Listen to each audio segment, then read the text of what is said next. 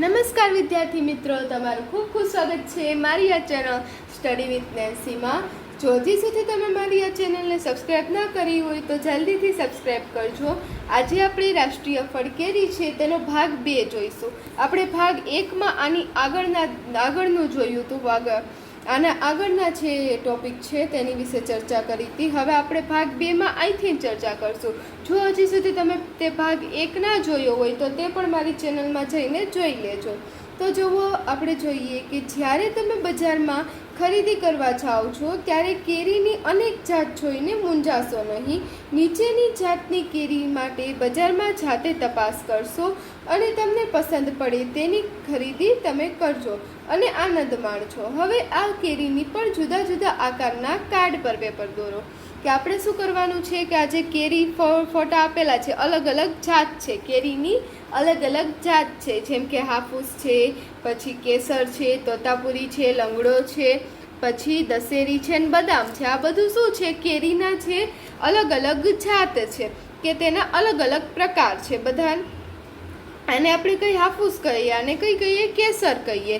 હાફૂસ કેરીને આપણે અલ્ફાન્સો પણ કહીએ છીએ. આપણે એને શું કરવાનું છે? જુદા જુદા આકારના કાર્ડ પેપર પર હવે દોરવાનું છે. તો આ જોવો, આ ત્રિકોણ આકારના પેપર ઉપર શું દોરેલું છે? હાફૂસ અલ્ફાન્સો કેરી દોરેલી છે. આ કેવું ત્રિકોણ આકારમાં દોરેલ છે. હવે જુઓ, આ કઈ કેરી? ચોરસમાં કેસર કેરી દોરેલી છે. પછી જોવો, આ તોતાપુરી છે, તો આ કેવામાં ગોળમાં દોરેલી છે. આ લંગડો છે. પછી આ કઈ છે? દશેરી છે ને આ બદામ છે. તો આ તમે જોશો ક્યાંક તો બધાના આકારમાં અને તમને અલગ અલગ થોડોક ફેરફાર થશે. આ બધી અલગ અલગ જાતની છે. તમે આમાં જોશો કે આ કેસર કેરી કેવી હશે?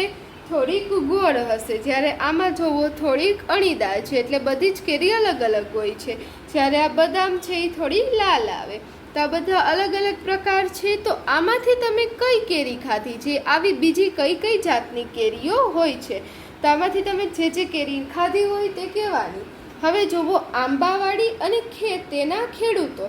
તો આંબાવાડી કે જ્યાં કેરી ઉગે, આંબાના ઝાડ હોય એને આપણે શું કહીએ? આંબાવાડી કહીએ. અને તેનો ખેડૂત કે આંબાવાડીનું જેણે ઉગાડી હોય, આંબાવાડી જેની હોય તેને આપણે શું કહીએ? ખેડૂતની. આ છે ખેતી કરતા હોય તે. તો તમારામાંથી કેટલાકે આંબાવાડી જોઈ છે? તે તમે ક્યાં જોઈ છે? ટીવી પર કે વાસ્તવમાં? શું તમે આંબા ઊંચા મજબૂત હોય કે નીચા કે નબળા હોય તે શોધી કાઢો. તમે ઝાડ પર ચડતા આવડે છે? તમને ઊંચા ઝાડ પર ચડતા ડર લાગે છે? તો જુઓ, શું છે કે તમારામાંથી કેટલાને આંબાવાડી કે તમે કોણ આંબાવાડી જોઈ છે? તો એ તમે ક્યાં જોઈ છે?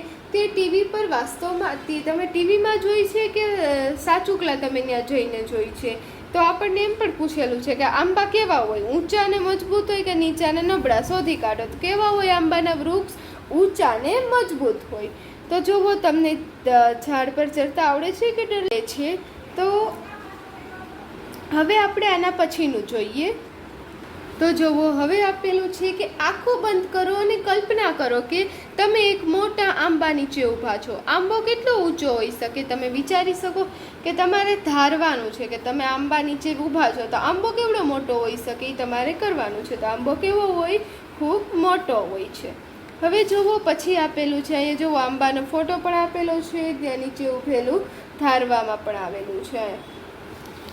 હવે જુઓ, આપેલું છે કે કલ્પના કરો કે તમે ખેડૂત સાથે કોઈ આંબાવાડી આવ્યા છો. મંદ મંદ વાયરામાં પાંદડા અવાજ કરી રહ્યા છે. આંબા પરથી કુહુ કુહુ અવાજ આવી રહ્યો છે. આંબાની કેરી પણ પવનથી ડાળી પર હિંચકા ખાઈ રહી છે. ખેડૂત સવારે અંધારામાં પોતાનું કામ શરૂ કરી દે છે. કેટલાક ખેડૂતો બળદગાડું લઈ પોતાની વાડીઓમાં જતા હોય છે. તો જુઓ કે આપણે કલ્પના કરવાનું છે, ધારવાનું છે કે આપણે મનમાં વિચારવાનું છે કે આપણે કોઈ ખેડૂત સાથે તેની આંબાવાડીમાં ગયા હોય, જ્યાં કેટલા બધા આંબા હોય અને મંદ મંદ વાયરા એટલે કે મસ્તના પવન આવતા હોય અને પવનથી શું થાય? પાંદડાનો અવાજ આવે અને જે આંબાની ઉપરની કેરી હોય એ શું કરે? હલે. એટલે શું થાય? હિંચકા ખાઈ રહી હોય અને અવાજ આવે. કેવો આવે? કુહુ કુહુ. એટલે એ કેનો અવાજ હોય? કોયલનો. તો હવે જુઓ, આગળ જોઈએ કે જ્યારે સખત પવન ફૂંકાતો હોય ત્યારે કેરીની ખેતી કરનાર ખેડૂતો માટે મુશ્કેલ સમય હોય છે. જ્યારે બહુ પવન ફૂંકાતો હોય ને ત્યારે કેરીના ખેડૂત હોય, આ જો અહીંયા કેરી ઉપર આપેલી જ છે કે કેવી ઝાડમાં લટકેલી હોય, તો પવન આવે તો એ શું થાય છે, એમ હિંચકા ખાતી હોય તેવું લાગે. અને જ્યારે વધારે પવન આવે ત્યારે ખેડૂત માટે મુશ્કેલી થાય, કારણ કે આ જે કેરી છે એ વધારે પવન આવે તો શું થાય, પડી જાય, એટલે એના માટે મુશ્કેલી થાય. બળદગાડામાં ખૂબ દૂર સુધી જઈ શકાતું નથી. આ બળદગાડું અંદાજે 1 કલાકમાં 4 કિલોમીટર જેટલું અંતર કાપે છે. કે જુઓ બળદગાડું છે, સાઈડમાં ફોટો પણ આપેલો છે, તો એ કેટલું 1 કલાકમાં કેટલું કાપે, 4 કિલોમીટર અંતર કાપે. તો 10 કિલોમીટર અંતર કાપવા માટે કેટલો સમય લાગશે, પ્રશ્ન પૂછેલો છે. આપણને કીધેલું છે કે એક બળદગાડું 1 કલાક એટલે 1 કલાકમાં કેટલું 4 કિલોમીટર અંતર કાપે છે, તો 10 કિલોમીટર અંતર કાપવા તેને કેટલો સમય લાગશે. તો આપણે લખીએ, આપણે ગણીએ દાખલો. તો અહીંયા જોવો, હું અહીંયા એક બુકમાં ગણીને બતાવું છું કે 1 કિલોમીટરમાં કેટલું કાપે છે, 1 કલાકમાં કેટલું 4 કિલોમીટર કાપે છે, 1 કલાકમાં 4 કિલોમીટર કાપે છે. અને આપણને શું આપેલું છે, 10 કિલોમીટર. તો 10 કિલોમીટર અંતર કાપવા માટે કેટલો સમય લાગે એ પૂછેલું છે. તો આપણે શું કરવાનું, 10 ભાગ્યા 4 કરશું, આની સાથે ગુણાકાર કરવાનો, જે ઉપર હોય એની સાથે ભાગાકાર કરવાનો. તો 10 ભાગ્યા 4, 10ને આપણે 4 સાથે ભાગાકાર કરીએ તો 4 અને 10, તો શું થશે, 4 એકુ 4, 4 દુ 8 અને 4 તેરી 12. તો 12 કેટલા, 10થી મોટા થઈ ગયા, એટલે આપણે શું લખશું, 4 દુને 8. હવે 10માંથી 8 જાય એટલે કેટલા વધે, 2 વધે. હવે જુઓ, અહીંયા ઉપર કઈ સંખ્યા વધી નથી, 4ના ઘડિયામાં 2 પણ ના આવે, તો આપણે શું કરશું, પોઈન્ટ લગાડી અહીંયા શું કરશું, અહીંયા 0 લેશું અને એ 0ને આપણે અહીંયા લખી લેશું. તો હવે જુઓ, 4 પંચા 20, જ્યારે આગળ ગુણાકાર ના થાય ત્યારે આપણે શું કરવાનું, ઉપર પોઈન્ટ લગાડી દેવાનો. 20માંથી 20 થાય તો કેટલા આવે, 0 0. તો શું આવશે જવાબ, 2.5. 10 કિલોમીટર અંતર કાપતા કેટલો સમય લાગશે, તો 2.5 કલાક લાગશે. હવે અનુમાન કરો કે ઝડપથી ચાલીને લાગે તો કેટલા કલાક લાગે, તો તમારે અનુમાન કરવાનું છે. હવે આગળ જોઈએ. તો જુઓ, હવે આપેલું છે કે મુસાફરી દરમિયાન પવનને આપણે અનુભવી શકીએ છીએ અને સૂર્યને આપણી સાથે આવતો જોઈ શકીએ છીએ. જો દિશાનું ભાન ન રહે તો સૂર્યને જોઈ આપણી દિશા નક્કી કરી શકીએ છીએ, બરાબર ને. કે જુઓ, આપણે જ્યારે મુસાફરી કંઈ જતા હોય એક જગ્યાએ બીજે, તો પવન પણ આપણી સાથે આવે, અને બીજી વાત કે સૂર્ય પણ, આપણે જ્યાં જઈએ ને સૂર્ય પણ પાછળ આવે. અને બીજી વાત છે કે સૂર્યને જોઈને આપણે શું કરી શકીએ, દિશા નક્કી કરી શકીએ કે સૂર્ય સવારે ક્યારે હોય, સવારે જો સૂર્ય હોય તો તે કઈ દિશામાં હોય, પૂર્વ દિશામાં હોય, અને આથમે કઈ દિશામાં, પશ્ચિમ દિશામાં. તો એના મુજબથી આપણે દિશા નક્કી કરી શકીએ. જો સવાર હોય તો સૂર્ય કઈ સાઈડ હોય, પૂર્વ સાઈડ, અને સાંજ હોય તો તે પશ્ચિમ સાઈડ હોય. એટલે જે સાઈડ સૂર્ય હોય, કે માની લો અત્યારે સાંજ છે અને સૂર્ય પશ્ચિમ બાજુએ છે, તો તમને ખબર પડી જાય પશ્ચિમ બાજુ કઈ તરફ છે. તો જુઓ, એવી જ રીતે આપેલું છે, શોધી કાઢો કે સૂર્યને જુઓ અને તેના ઉગવાની દિશા નક્કી કરો. કે સૂર્યને જુઓ, તમે સવારે હશો તો તમે ઉગવાની દિશા છે જ્યાં સૂર્ય હશે ત્યાં જ હશે, અને જો તમે સાંજે જોશો તો ક્યાં હશે, તે પશ્ચિમ બાજુ હશે, એટલે ઉગવાની દિશાની વિરુદ્ધ. તો તમે ગમે ત્યાં હો, તમારી પૂર્વ દિશામાં કઈ કઈ રસપ્રદ વસ્તુ હશે, તો સૂર્ય ક્યાં ઉગે, પૂર્વ દિશામાં. તો તમારે જોવાનું કે સૂર્ય ઉગ્યો છે તે દિશામાં કઈ કઈ વસ્તુ છે એની તમારે લખવાની. અને પશ્ચિમ દિશા તરફ 2 વસ્તુના નામ, કે સૂર્યની વિરુદ્ધ દિશામાં કઈ કઈ વસ્તુ છે એ લખવાનું. હવે જોવો, વાહ કેટલી કેરીઓ. ખેડૂત આવા આંબાના કલમ પસંદ કરે છે કે જેમાં વધારે કેરીઓ આવે, પછી પોતાની વાડીમાં તેને વાવે છે અને ઉગાડે છે. આંબા મોટા કરતા અને તેના કેરીઓ આવતી જોવા ઘણા વર્ષોની રાહ જોવી પડે છે. કે શું છે કે કેટલી બધી આપણે બધી કેરીઓ મળે જાય. જો કેરીના પણ ફોટા આપેલા છે. તો આ આંબાના કલમ, ખેડૂતો કેવા કલમ પસંદ કરે, તો જેમાં વધારે કેરી ઉત્પાદન થાય, કે જેમાં વધારે કેરી, જે આંબામાં વધારે કેરી થતી હોય તેવા કલમ પસંદ કરે છે. અને વાડીમાં તે વાવે છે, વાડીમાં તેવા કલમને શું કરે છે, ઉગાડે છે. અને એને મોટા કરતા, કેમ કે કલમ તો નાનું હોય, એને મોટા થતા ખૂબ સમય લાગે, ઘણા વર્ષો વીતી જાય. તો તેની આપણે ઘણા વર્ષો સુધી શું કરે છે, ખેડૂતો રાહ પણ જોવે છે, પછી કેરી આવે છે. તો હવે જોઈએ અલગ અલગ પ્રકારના વાહનો. તો અહીં જો ટ્રેક્ટરનો પણ ફોટો આપેલો છે. તો આગળ જોઈએ. તો વેચાણ માટે તૈયાર થયેલી કેરીઓને વિવિધ રીતે ખેતીવાડી ઉત્પન્ન બજાર સમિતિ એટલે કે માર્કેટ યાર્ડ સુધી અથવા તો બજાર સુધી પહોંચાડવી પડે છે. કે તમે કેરી, જે ખેડૂત હોય એણે કેરી એના ઝાડ ઉપર હોઈ ગઈ તો એને જ્યારે વેચવી હોય ત્યારે એને ક્યાં જવું પડે છે? ખેતીવાડી ઉત્પન્ન બજાર સમિતિ, એટલે એને આપણે શું કહીએ? Market yard. માર્કેટ યાર્ડમાં શું કરે કે બધા ખેડૂતો હોય એ પોતાની કેરીને વેચે, અથવા તો એને બજાર સુધી જવું પડે છે એની કેરીને વેચવા. તો ઝડપથી પહોંચાડવા માટે નાના મોટા વાહનનો ઉપયોગમાં લેવામાં આવે છે. કે કેરી ત્યાં માર્કેટ યાર્ડ કે બજાર સુધી ફટાફટ પહોંચી જાય એટલા માટે કેનો ઉપયોગ લઈએ? વાહનોનો, નાના મોટા વાહનોનો. ટ્રેક્ટર સામાન્ય રીતે 20 કિલોમીટરની ઝડપે ગતિ કરે છે. કેટલા કિલોમીટરની? 20 કિલોમીટરની ઝડપથી ગતિ કરે છે. તો આ ટ્રેક્ટર 3 કલાકમાં કેટલું અંતર કાપશે? કે આ છે આ 20 કિલોમીટર આપેલું છે, 1 કલાકનું આપેલું છે કે 1 કલાકમાં કે આ 1 કલાકમાં કેટલું? 20 કિલોમીટર કાપે છે. તો આપણને શું પૂછ્યું છે? 3 કલાક. તો 3 કલાકમાં કેટલું કાપે? તો આપણે શું કરવાનું? 20 ગુણ્યા 3 કરશું, એટલે 20 ગુણ્યા 3. તો જુઓ, તમે 20 ગુણ્યા 3 ના આવડે તો આપણે શું કરી દેવાનું? આ ઝીરોને નહીં, પાછળ જ્યારે ઝીરો હોય ત્યારે તમે આવી રીતે ગણી શકો કે આ ઝીરોને ભૂલી જાઓ. 2 તેરી કેટલા થાય? 6 થાય. 2 તેરી 6. અને હવે આપણે ઝીરોને ભૂલી ગયા તો એને આપણે પાછળ લગાડી દઈએ તો 20 તેરી કેટલા? 60 થઈ ગયા. તો 3 કલાકમાં કેટલું કાપશે અંતર? 60 કિલોમીટર. હવે જુઓ, 85 કિલોમીટર અંતર કાપવા તેને કેટલો સમય લાગશે? કે જુઓ, આપણને 85 કિલોમીટર હવે કીધું છે કે 85 કિલોમીટર અંતર કાપવા. તો આપણે ગણીએ બુકમાં કે જુઓ, 1 કિલોમીટર આપણે પહેલાં જોયું હતું. 1 કલાકમાં કેટલું કાપે છે? 20 કિલોમીટર કાપે છે. 1 કલાકમાં 20 કિલોમીટર અંતર કાપે છે. અને પૂછ્યું શું છે? 85 કિલોમીટર અંતર કાપવા. 85 કિલોમીટર અંતર કાપવા એને કુલ કેટલો સમય લાગશે? તો આપણે શું કરશું? 85 ગુણ્યા 1 ભાગ્યા 20, એટલે 85 ભાગ્યા શું કરશું? એને 20 સાથે ભાગાકાર કરશું 85નો. તો આપણે કહીએ કે 20 ભાગ્યા 85. તો જુઓ, 20 21, 20 દુ 40, 20 તેરી 60, પછી 20 ચોક 80, 20 50 100. જો તમને એમ ના આવડે તો શું કરવાનું? 2નો ઘડિયો લખી દેવાનો. 2 દુ 4, 2 તેરી 6, 2 ચોક 8, 2 પંચા 10, અને પાછળ શું છે? 20 છે એટલે આપણે પાછળ 0 મૂકી દેવાનો. તો જુઓ, આ 20નો ઘડિયો થઈ ગયો. આવી રીતે તમે કરી શકો. તો જુઓ, અહીંયા 85 છે તો 85થી આ 100 તો મોટા થઈ જાય, તેનાથી નાનું શું આવશે? 80. કેટલા? એ 20 ચોક 80. હવે જુઓ, 85માંથી 80 જાય, 5 વધે. હવે 20નો 5 સાથે ભાગ નહીં ચાલે, અને અહીંયા પણ કોઈ સંખ્યા વધી નથી એટલે આપણે પોઈન્ટ મૂકીને શું કરશું? 0 લેશો. હવે આ 0ને અહીંયા લઈ લઈએ. તો જુઓ, 50 આવે છે? ના આવે. હવે એનાથી નાની ગોતીએ તો કેટલું થશે? 40 થશે. તો 20 દુ 40, એટલે કેટલા વધશે? 10 વધશે.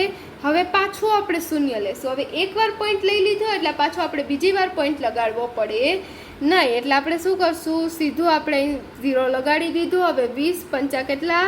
100. તો જુઓ, આપણને શું જવાબ મળ્યો? 4.25. કેટલો મળ્યો જવાબ? 4.25. તો કેટલા કલાક જોશે આપણે અંતર કાપવા? 85 કિલોમીટર અંતર કાપવા કેટલો સમય લાગશે? 4.25 કિલોમીટર. 4.25 કલાક. શું લાગશે? 4.25 કલાક સમય લાગશે. હવે આગળ જોઈએ તો જુઓ, હવે આપેલું છે કે આ વાહનો રેખાચિત્ર દોરો. કે આને આપણે શું કરવાનું છે? રેખાચિત્ર દોરવાનું છે. એટલે રંગ નથી પૂરવાનો, તમારે પેન્સિલ વડેથી આનું ચિત્ર દોરવાનું છે. જો આ શું છે? બળદગાડું છે, પછી આ ટ્રક છે, પછી જુઓ આ રિક્ષા છે, પછી આ ટ્રેક્ટર છે. તો આ જુઓ, આ બધા જ વાહનો છે. તો પરંતુ હમણાં કેરી ઉત્પાદકો ખૂબ જ ખુશ છે. કેમ કે આ વ્યવસાય રાષ્ટ્રીય અને આંતરરાષ્ટ્રીય થઈ ગયો છે. કેરી ઉત્પાદકો એટલે કે જે કેરી ઉત્પાદન કરતા હોય, જે કેરી બનાવતા હોય, કેરી વેચતા હોય, ઉગાડીને તેને કેરીને ઉગાડીને, આંબાને ઉગાડીને તે કેરી વેચતા હોય એને શું કહેવાય? કેરી ઉત્પાદકો. એ શું ખુશ છે? કેમ ખુશ છે? કેમ કે જે કેરીનો વ્યવસાય ધંધો હતો એ શું છે? રાષ્ટ્રીય અને આંતરરાષ્ટ્રીય કક્ષાનો થઈ ગયો. રાષ્ટ્રીય એટલે કે આપણા દેશમાં, આખા ભારતમાં, અને આંતરરાષ્ટ્રીય એટલે કે વિદેશમાં. બધા જ દેશોમાં. તો બધા જ દેશોમાં પણ હવે તે જે ખેડૂતો છે તે વેચી શકે છે. આપણી કેરી દેશના વિવિધ રાજ્યોમાં અને વિદેશમાં પણ જાય છે. ખૂબ મોટા જથ્થામાં કેરીનું પરિવહન ટ્રક અને ત્યારબાદ હવાઈ જહાજ માધ્યમથી થાય છે. કે પહેલાં ટ્રકમાં લઈ જાય, ટ્રક પછી વિદેશમાં જવું હોય એટલે કે બીજા દેશમાં જવું હોય આંતરરાષ્ટ્રીય, તો શું કરે, તેને હવાઈ જહાજમાં એટલે કે વિમાનના માધ્યમથી લઈ જવામાં આવે. આપણા પર્યાવરણ અને સ્વાસ્થ્ય માટે ચિંતાની બાબત છે કે હાલમાં ઝડપથી કેરી તૈયાર કરવા માટે આંબાવાડીઓમાં રાસાયણિક ખાતર અને દવાનો ઉપયોગ વધી રહ્યો છે. કે કેરીનો ઉપયોગ કે કેરી વધારે થાય, ઝડપથી થાય તો શું થાય, વધારે પૈસા મળે. એટલા માટે શું કરે ઘણા કે તેની જે આંબાવાડી છે એમાં કેવું વાપરે, રાસાયણિક ખાતર અને દવાઓ નાખે. તો તેનાથી શું થાય છે કે તેનાથી જે જમીન હોય છે ને એ ખરાબ થાય છે અને બિન ઉપજાઉ બને છે. વળી કાચી કેરી ઝડપથી પકવવા હાનિકારક રસાયણોનો ઉપયોગ કરવામાં આવે છે જે આપણા સ્વાસ્થ્યને નુકસાન કરે છે. કે તે છે કેરી ફટાફટ પાકી જાય તેના માટે જે રાસાયણનો ઉપયોગ કરે છે આપણને શું થાય છે, નુકસાન થાય છે. તો હવે જુઓ પછી આગળ જોઈએ કે હાલમાં ઘણા ખેડૂતો રાસાયણિક દવાઓનો ઉપયોગ કર્યા વગર ઓર્ગેનિક પદ્ધતિ વાપરે છે. કે રાસાયણિક દવા ના વાપરે, શું વાપરે, ઓર્ગેનિક પદ્ધતિ કરે, જેથી શું થાય છે, આપણા તે સ્વાસ્થ્ય માટે પણ સારું છે.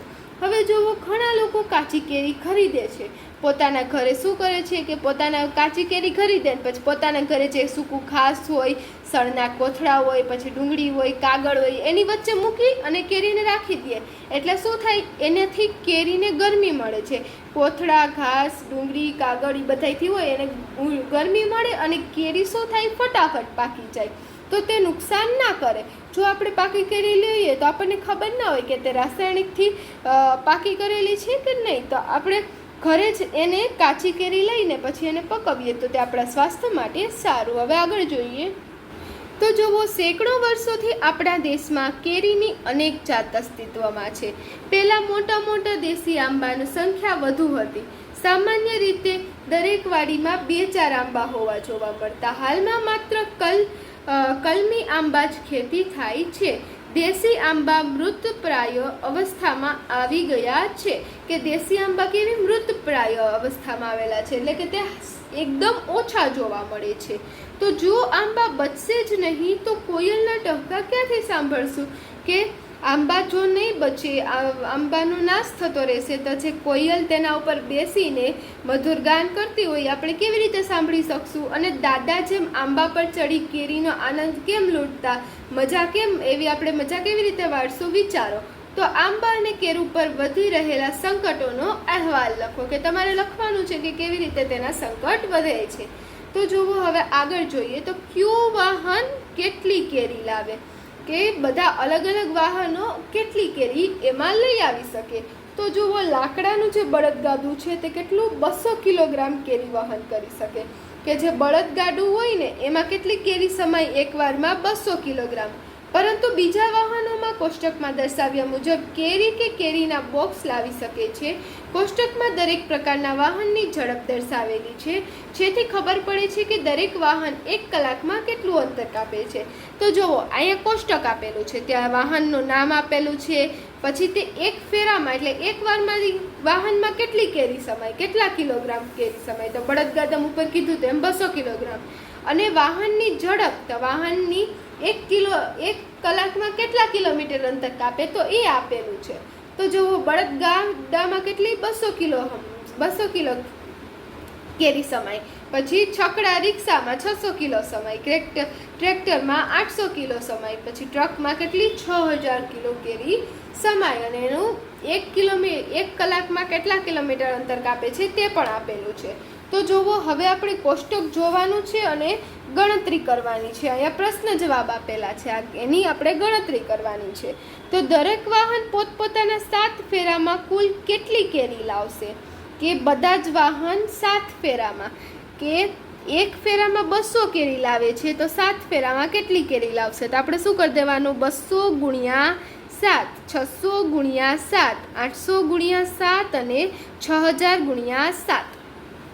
આવું શા માટે કર્યું તો આપણને પૂછેલું હતું કે દરેક વાહન પોતાના 7 ફેરામાં, કે 7 ફેરા આ એક ફેરામાં 200 કિલોગ્રામ લઈ આવે તો 7 ફેરામાં કેટલું? તો આપણે શું કરવાનું? 200 ગુણ્યા 7. એવી જ રીતે બધાને જ આપણે બધા જ વાહનનું શોધવાનું છે, એટલે બધાને આપણે ગુણ્યા 7 કરી લીધા. હવે આપણે એનો જવાબ મેળવીએ. તો જુઓ 200 ગુણ્યા 7, તો આપણે 2 ઝીરોને શું કરશું? 2 ઝીરો અત્યારે રહેવા દઈએ. આપણે શું પહેલાં 7 દુ 14 કરી દઈએ. હવે આપણે 2 ઝીરો જે રહેવા દીધા હતા એને આપણે અહીંયા પાછળ લગાડી દઈશું. તો આવી રીતે તમે એકદમ ઇઝી રીતથી ગુણાકાર કરી શકો છો. પણ આવું ક્યારે થાય કે જ્યારે પાછળ ઝીરો હોય. હવે એવી જ રીતે 6 સત્તા કેટલા થશે? 42, અને પાછળ આ 2 ઝીરો હતા એ 2 ઝીરો લગાડી દઈએ. હવે પાછું 8 સત્તા 56, પાછળ 2 ઝીરો લગાડી દઈએ. અને આ 7 6 42, પણ હવે કેટલા? 1 2 ને 3 ઝીરો લગાડીશું.